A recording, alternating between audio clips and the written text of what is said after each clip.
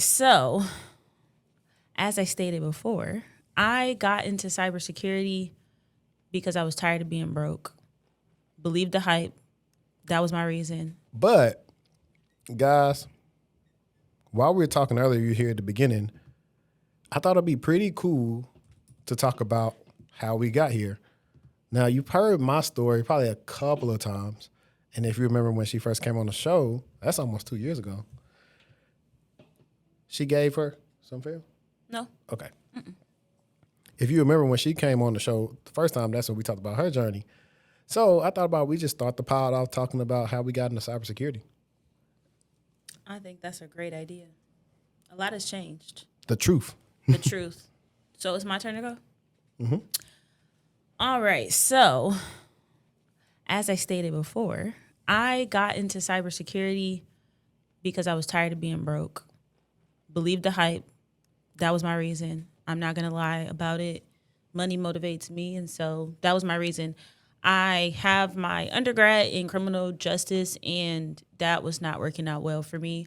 From a financial perspective, I just wasn't seeing a lot of opportunities that fit under that degree. And so my plan was to go to law school, but I think I was too chicken to really pursue the LSAT fully, so I didn't. And then years and years went by, and I was like, okay, I got to go back because I don't want to work in customer service for the rest of my life. And so, I went back. I started it with tuition reimbursement with one of my employers. And from there, I actually quit that employer, so I didn't stay with them for the full degree. I quit when I had probably about a little bit over 6 months left of school. So I quit and joined a boot camp for A+. Right. That was hilarious. I knew that it probably wasn't going to line up well, but I was so desperate at the time to just get a certification and to have something under my belt besides my degree when I started school. So I did that boot camp literally up until like the last, I think it was like 16 weeks. I did at least 12 to 14 out of the 16 weeks, and then I dropped because I was like, I'm not taking that exam. Once they said it was 2 exams, I just knew for a fact that wasn't going to work for me. I'm not the best test taker. I can pass an exam, but I'm not the best test taker. I have a lot of test anxiety, and so being that was my first one, I was like, no. So I dropped out of there, and I started studying for the Security Plus.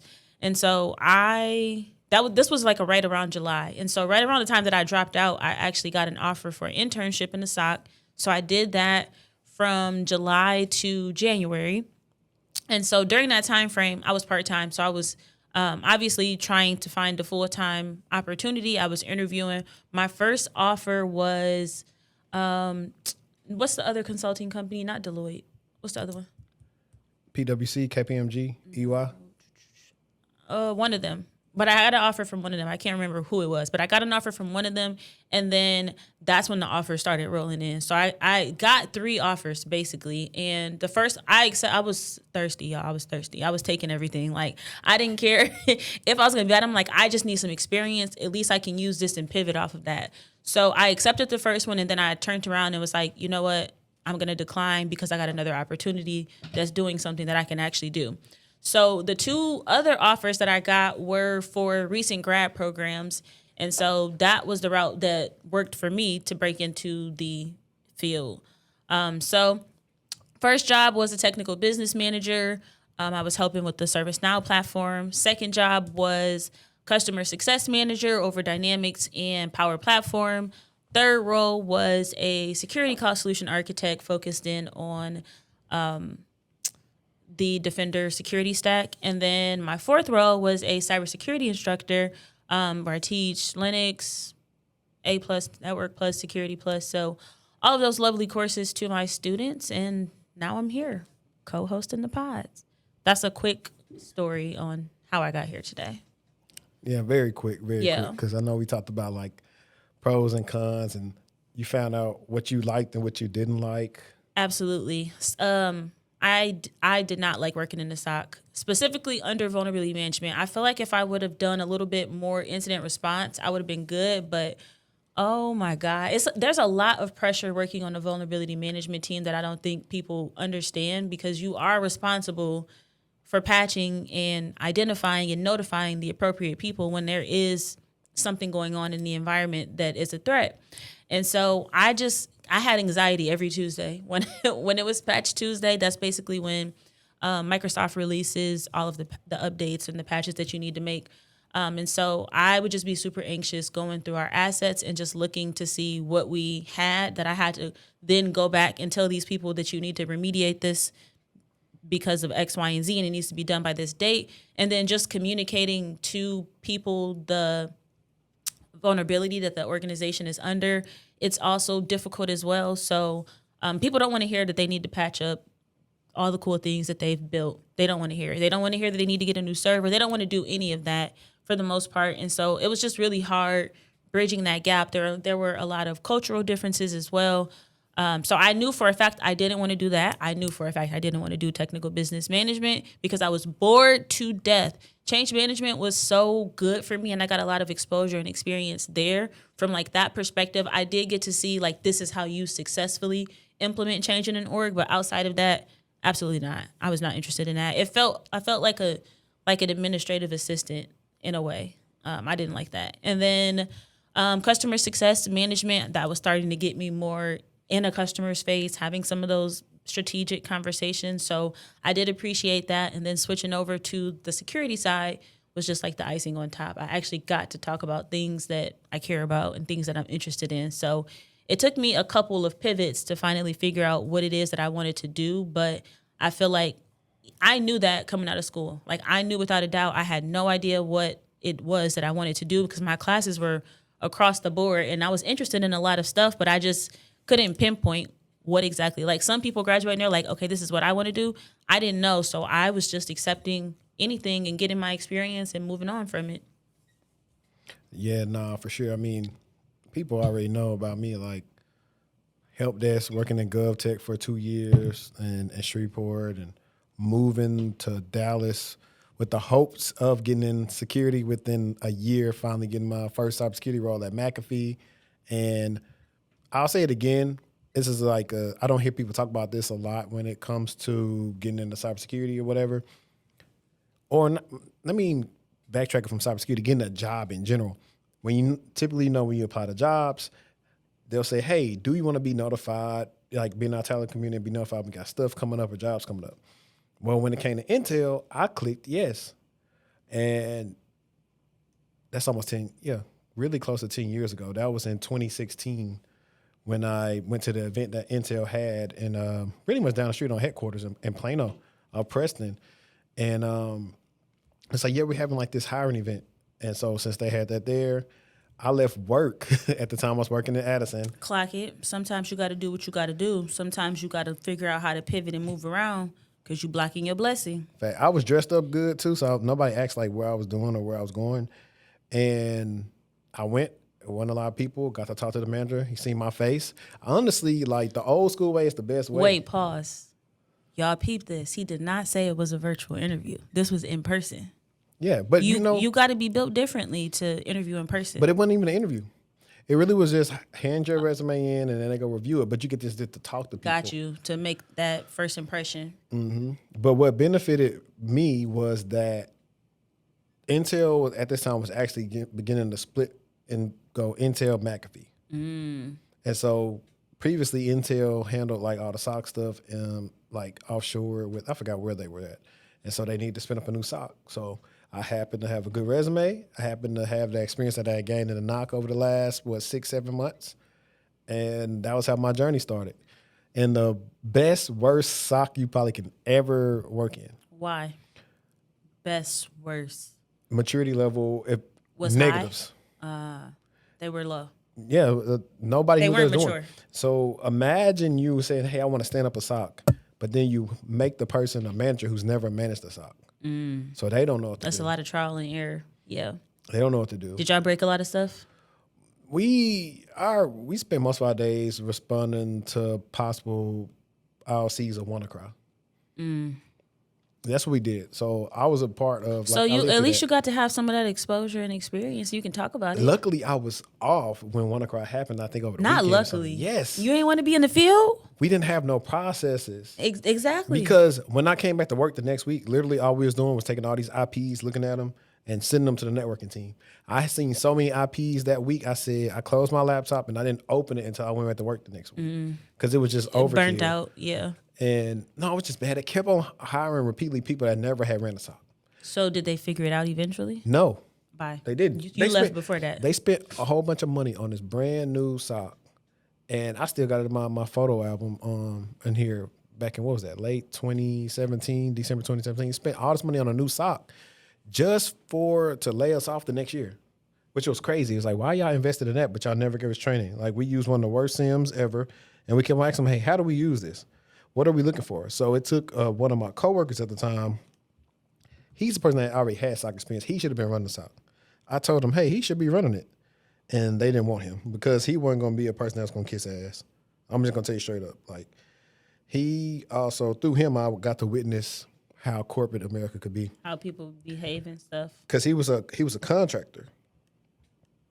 He came in one day, he said, man, Unri, man, I almost lost my job. Because he was going through, a lot of contract to hire stuff. And they were going back and forth. And so when he got to work, and I ain't tell people this, after the guy, let me backtrack something because it's hilarious. The first manager they hired, he never ran a SOC before. He didn't know what he's doing. And so they thought it was brilliant to tell us that instead of them telling us he was just fired, they told us that his account got compromised when he was in India, which was a lie. That's not even a good lie. And When so you clearly work in the SOC and you can look that stuff up.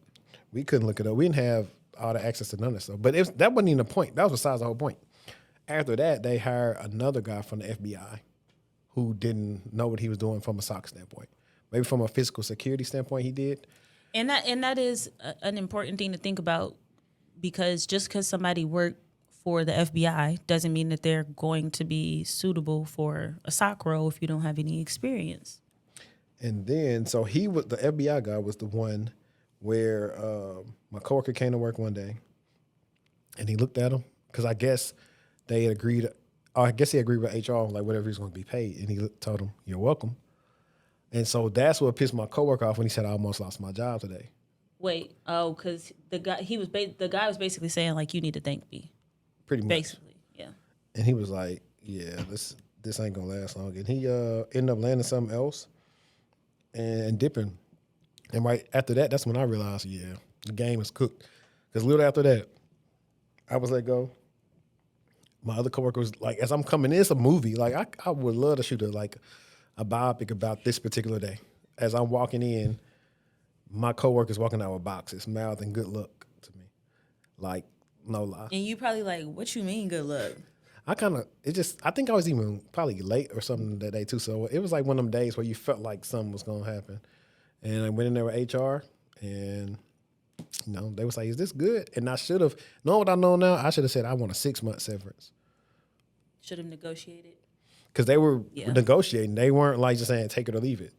And so that's what I should have did. But I was young and I was just under the mindset like, I'll find something. It shouldn't be so hard.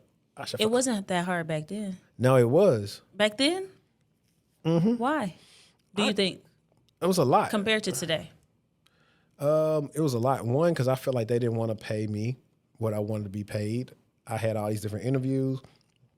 I had a lot of people that didn't look like me interviewing me. So back then, these was a lot of in-person things where I felt like, okay, y'all just brought me up here to say y'all interviewed me because you knew what my experience was from the screening call. Why would you get to the end and say we want somebody more experienced when you knew what my experience was? Yeah.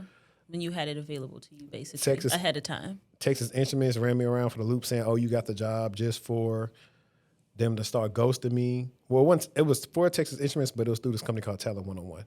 But I dodged the bullet because when I started working at Optiv, one of my teammates came from Texas Instruments and said, yeah, you dodged the bullet. They hired a woman that didn't know what she was doing. And I was just like, that's why in the macro aspect of things, if you take a step back, it don't be as bad as it feels in the moment. But in that moment, it felt bad. Because I made the video. I might try to put it here, or gosh, I can go search for it. It's like 100 jobs told me no. And really, it was more than 100 companies. But I still got the spreadsheet and everything in my documents. I think that another thing that also contributed to me not being successful sooner was absolutely my resume. Absolutely. Like, I know it was my resume. I didn't even know what to put, like from coursework and things I'm learning in the program and projects they had us doing. I didn't know what to put. And so what I started doing was using the description on the syllabus. Got smart. Now, see, ChatGPT went out back then. So you had to figure out that wording on your own. But I took all of the objectives basically from whatever the project was that they gave us, and I was like, that's what I did, because that was what I did. That's what they said the objective was. I achieved it. I got an A. Move forward.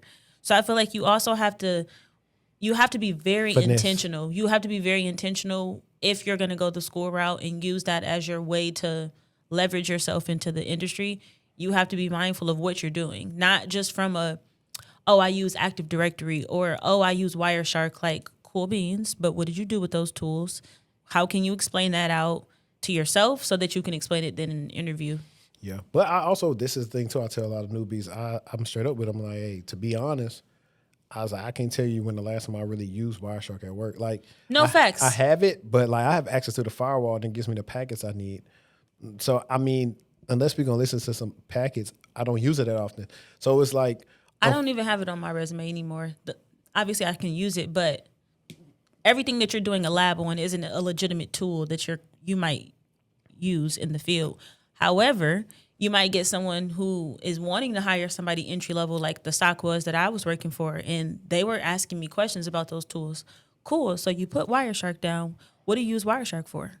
What do you use Nessus for? What do you use? I think Mmap or Zmap. Like, they were asking me about these different solutions that I had listed, and I mean, literally asking me to see if I was lying, obviously, to test, engage, my expertise. Like, does she know what these tools really do? Okay.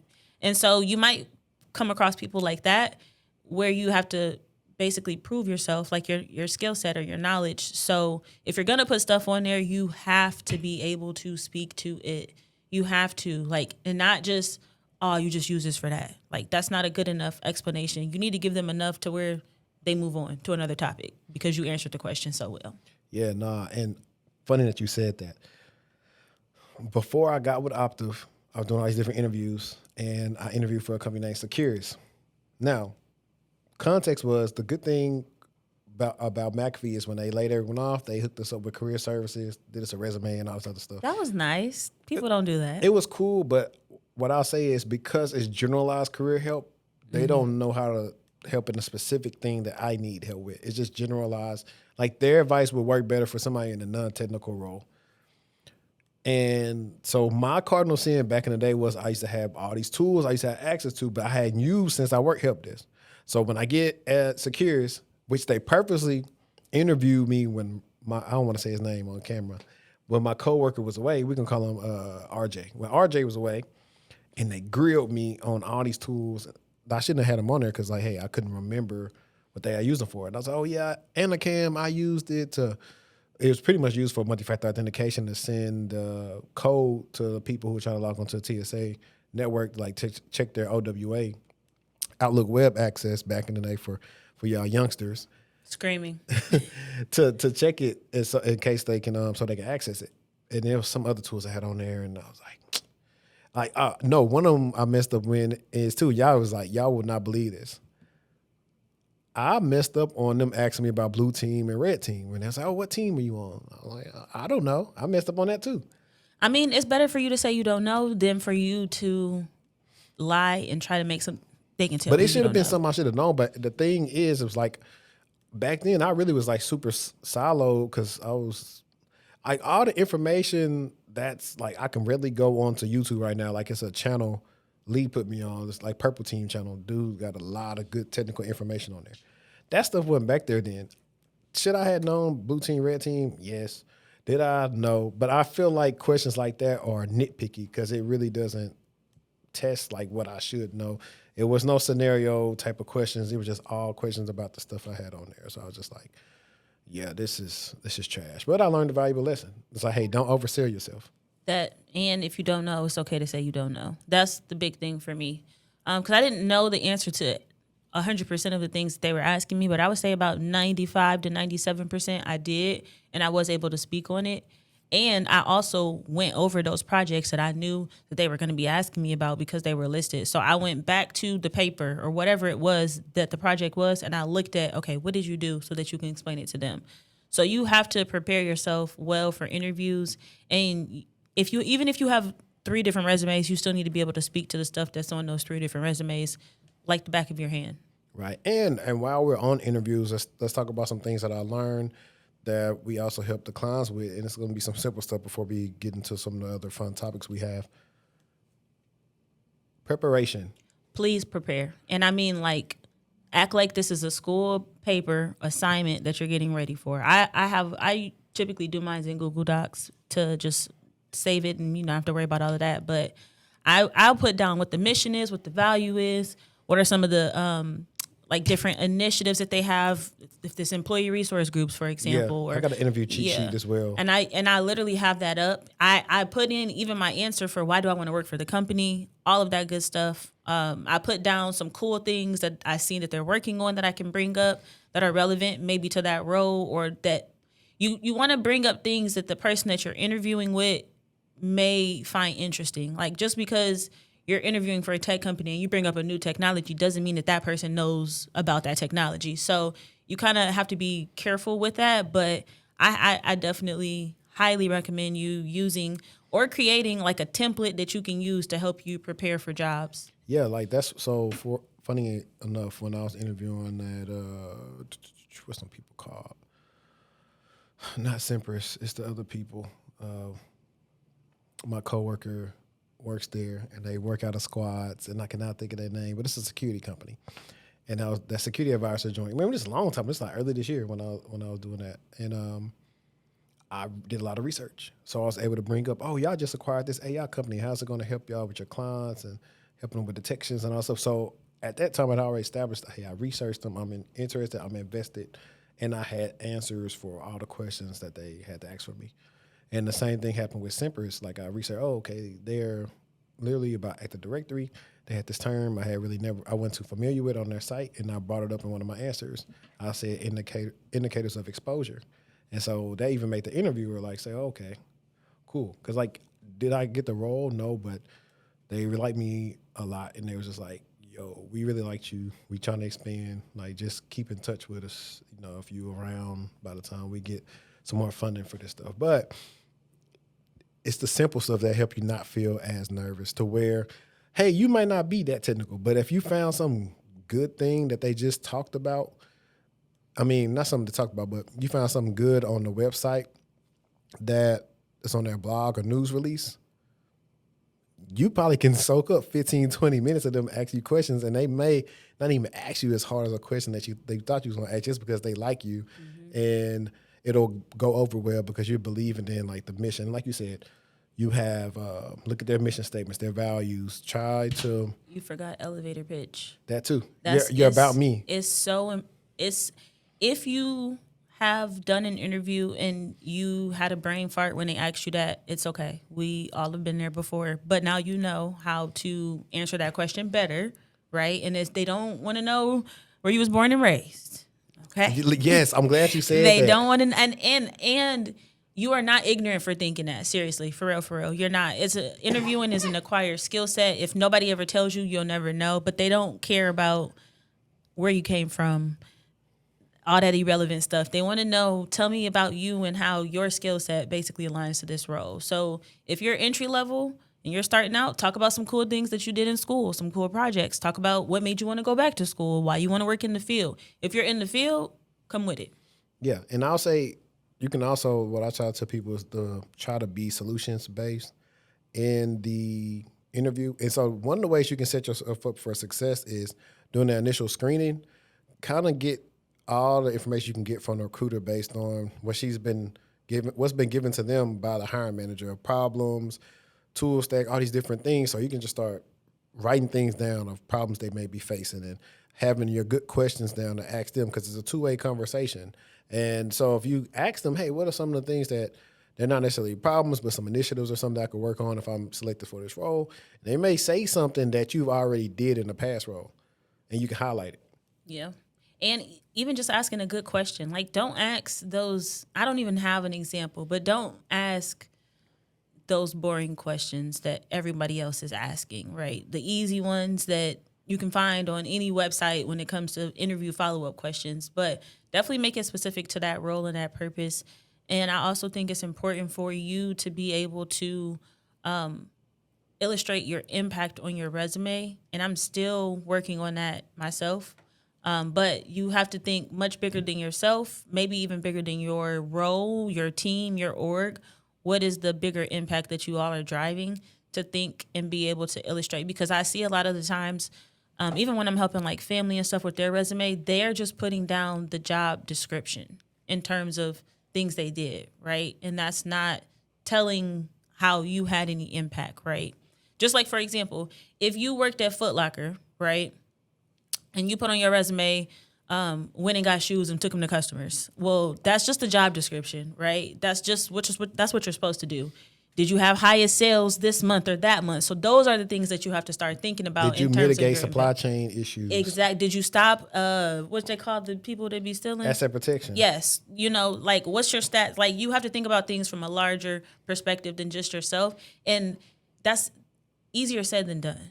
It is extremely easier said than done. Like it's an acquired skill set. It's a muscle that you got to learn how to work. Yeah. Funny that you said elevator pitch because it reminded me the other day I talked to a recruiter and I really was BSing it, not BSing it, but in a sense like a lot of times if I have enough time, I may figure out what I want to say that's relevant to their role. And I was answering, I was like in the parking lot of Papados waiting to pick up my food and I was answering it. And she was like, you must have been laid off before. That was good. I was like, because I'll be turning the switch on when I be talking to these people, man, and just giving them what they want to hear. Like they ask you, hey, if they ask you why you want to leave, just say you're looking for either better career opportunities or a role that lines up better with your career goals.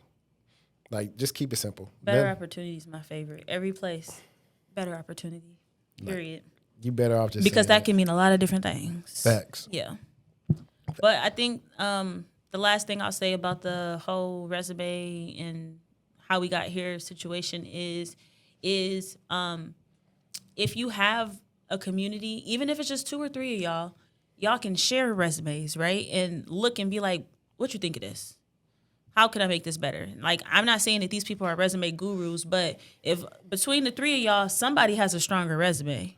I would also say find a person that's not necessarily a friend, but a person that's gonna give it to you straight. Yeah, facts. Like, and if your friend isn't in the field, then it's gonna be hard for them to give you that feedback. But knowing how to illustrate impact in the tech field, again, it's just an acquired skill set.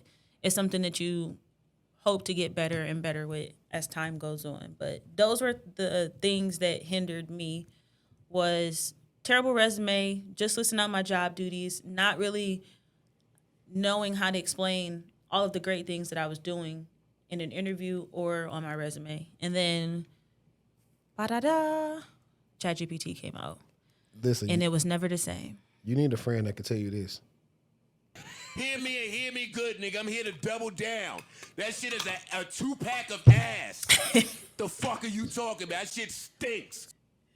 I'm calling my man back. Fuck y'all. That's what you need. You need somebody that can tell you that about your resume, and you're not getting your feelings about it.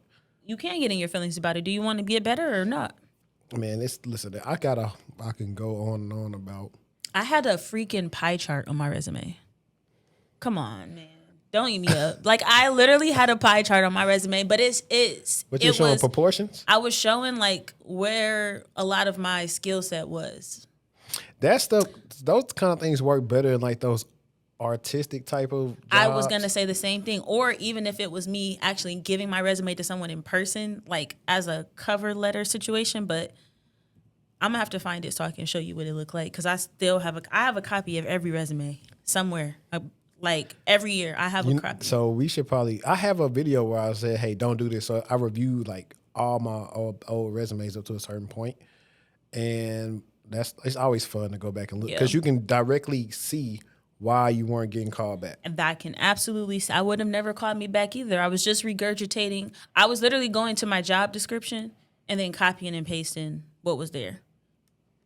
Facts.